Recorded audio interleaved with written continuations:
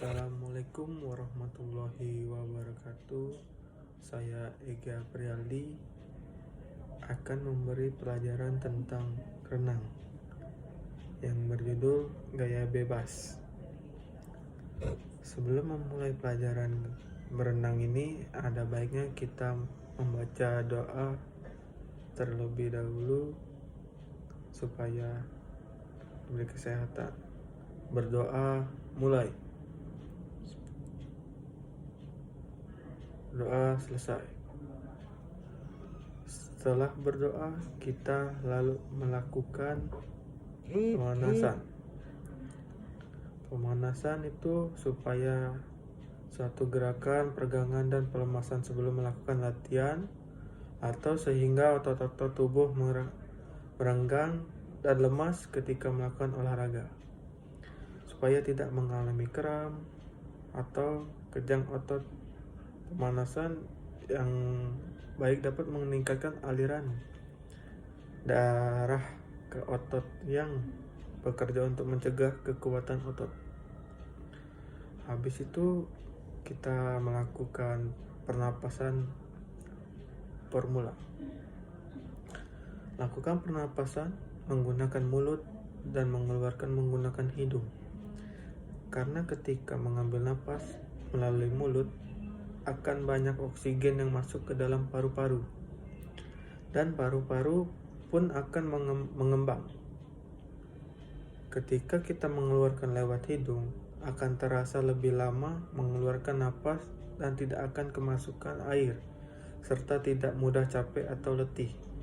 Contohnya, ambil napas dari mulut dan masukin kepala ke dalam air, lalu buang napas menggunakan hidung ketika di dalam air secara perlahan. Lakukan gerakan tersebut sebanyak 10 kali. Habis itu setelah itu kita melakukan teknik kaki. Gerakan kaki dilakukan atau digerakkan dari pangkal paha sampai punggung kaki. Digerakkan ke atas dan ke bawah seperti mengayun dan dilakukan secara bergantian. Gerakan kaki tidak boleh ditekuk ataupun menendang, dan tidak boleh menggunakan telapak kaki, tetapi menggunakan punggung kaki. Gerakan selanjutnya kita menggunakan gerakan tangan.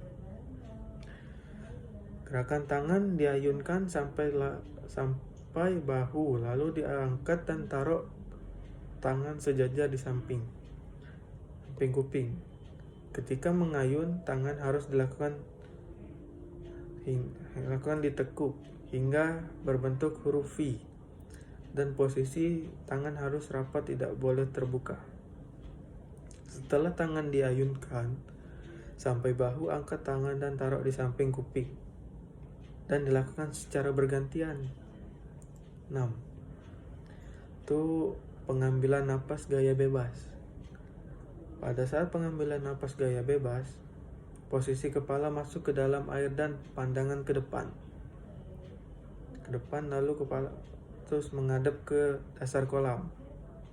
Ketika mau mengambil napas, kepala harus menengok atau menoleh ke samping, boleh ke kanan atau boleh ke kiri. Ketika kalian sudah mengambil napas, masuklah kepala ke dalam air dan pandangan ke dasar kolam lagi. Habis itu selanjutnya kita menggunakan gerakan kombinasi kaki, tangan, dan napas.